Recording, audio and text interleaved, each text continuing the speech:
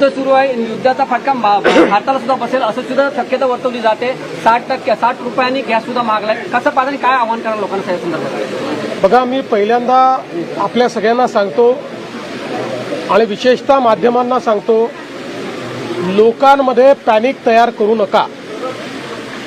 भारत सरकारने अतिशय स्पष्टपणे या संदर्भातली भूमिका मांडली आहे.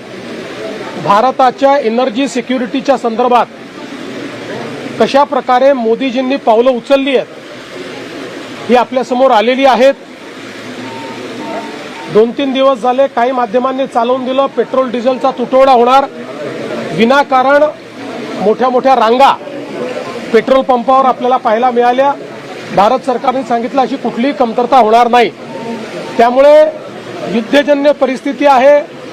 जी परिस्थिती उद्भवेल त्याचा सामना करण्याकरता भारत सरकार मोदीजींच्या नेतृत्वात सक्षमपणे उभा आहे.